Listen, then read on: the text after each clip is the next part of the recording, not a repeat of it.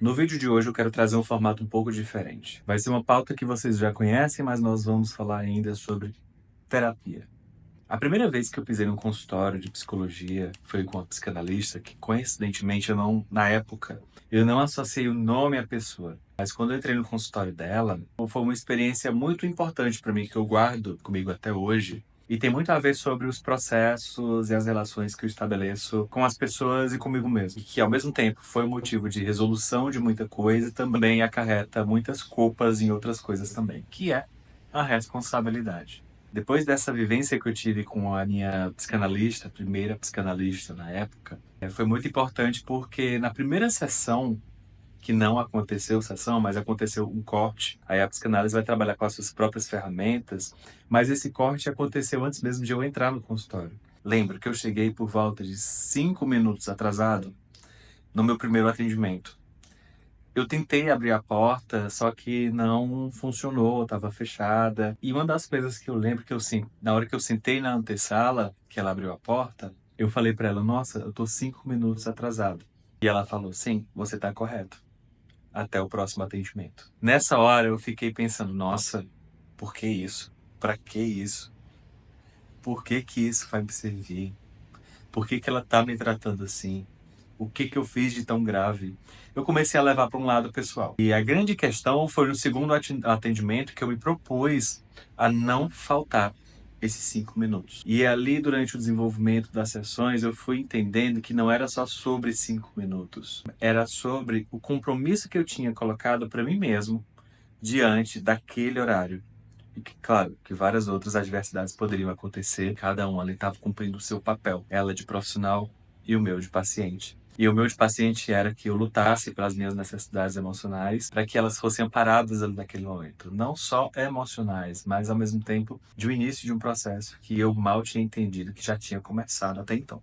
E foi muito importante porque eu comecei a entender que não era só sobre 5 minutos, era sobre o compromisso que eu tinha para fazer com que aquilo desse certo da próxima vez e melhorasse das vezes seguintes. E é uma coisa que eu carrego para o processo de terapia, porque me faz pensar sobre o compromisso que nós nos colocamos diante de experiências.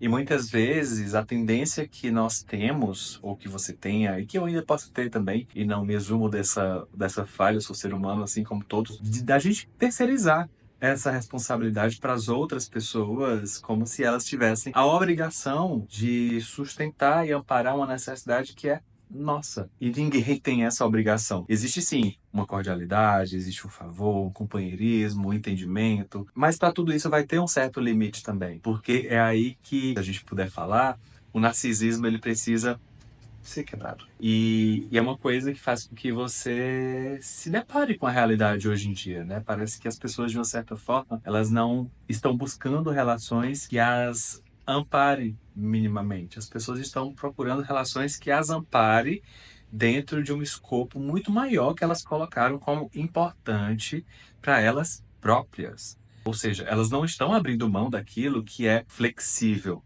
que é negociável. Não, as pessoas estão batendo o pé realmente nas suas necessidades e querendo ser atendidas dentro daquilo. Não é errado, mas também não é certo que você se reclame em um momento que as pessoas não querem se relacionar. Mas no final das contas, do que você está abrindo mão para que aquilo funcione também. E aí é muito interessante porque isso me faz lembrar sobre os 5 minutos de atraso que eu tive na época, porque eu fiquei super indignado e me fez pensar sobre se eu deveria voltar ou não para aquele compromisso que eu tinha me colocado para mim mesmo. Bom, fui para a faculdade no outro dia, refleti depois de algumas conversas de que sim, eu deveria voltar, que eu deveria dar uma segunda chance, e que essa segunda chance serviu para muita coisa, né? O quanto que às vezes a gente foge também de relações. Naquele momento, a pessoa não está priorizando uma coisa que para você é importante e você acaba também se fixando naquela pessoa como se ela tivesse uma certa obrigação com você. Falando sobre isso, eu lembro que eu passei muito tempo com essa psicanalista, foi muito bom, por sinal. Tivemos ali grandes avanços, mas como eu estava iniciando o meu processo de terapia, acho que depois de uns 3, 4 anos com ela,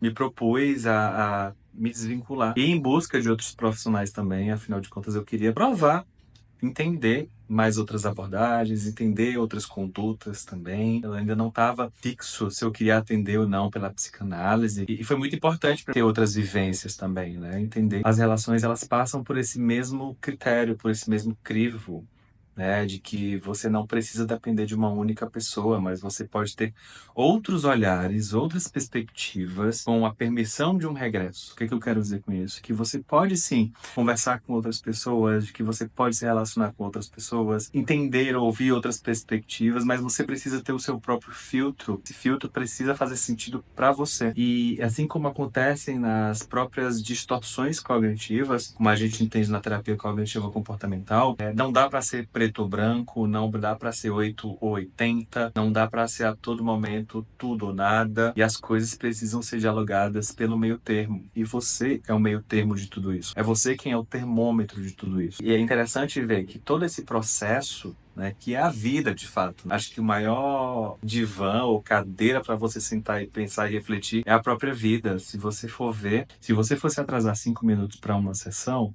tá tudo bem também. Se o profissional que foi te atender, para ele foi importante fazer a intervenção porque você se atrasou, reconsidere o que que você precisa ouvir disso. Se um amigo chegou para você e disse, olha, isso aqui já não faz mais sentido, a gente precisa conversar sobre isso, talvez essa pessoa não seja mimizenta. É você que não está aprendendo a ouvir o que realmente é importante para a relação e acaba considerando que algo é importante mais para você do que para outra pessoa. Se uma pessoa ela pode ser um pouco mais intensa, não é porque ela é emocionada, talvez seja você que não está preparada para lidar com a bagagem emocional intensa de uma pessoa. E aí a gente precisa também refletir sobre essas demandas, né? O que que é insuportável para você, que é suportável para o outro e vice-versa, né? Onde é que está todo mundo querendo chegar aí com essas diferenças, que são grandes diferenças também. E a gente precisa aprender a se unir, né? Se unir no sentido de que não é a todo momento, a toda hora que a pessoa vai poder me ouvir também, né? Para tudo vai ter um limite. As relações, elas passam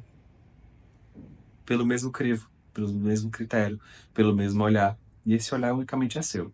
No início do vídeo eu falei sobre responsabilidade e o quanto que a gente precisa ser responsável até por esses limites também. Entendendo que nem sempre um limite numa relação ou numa conversa é com o intuito de mudar o outro, mas é de colocar a sua perspectiva diante de uma adversidade, diante de um desconforto, que fará com que o outro enxergue e já saiba também o seu ponto de vista diante de uma série de coisas. Aí sim, se a pessoa entender que aquele limite não está sendo respeitado, que aquela questão não está sendo suprida minimamente ou respeitada, ela tem a total liberdade de se locomover para um outro espaço, de nutrir a relação entre vocês de uma Ok, outra isso é o forma. que eu encontrei na internet sobre. E aí sim, se a A Siri. pessoa. E aí sim, a pessoa vai poder ir para um outro espaço, ela vai poder nutrir a relação de uma outra forma, trazer a cordialidade como uma forma de manejo para a relação de vocês, entender que o afastamento ou o silêncio também pode ser uma forma também de manter um espaço seguro para essa relação e ao invés de 5 minutos de atraso que você pode ter com essa pessoa, vocês vão se encontrar menos depois de dias, meses, até anos também. E existem relações que são muito boas também, nutridas à distância e que fazem muito bem, que parece que todas as vezes que você reencontra essas pessoas, faz mais sentido do que quem mora vizinho. Muito louco isso, né?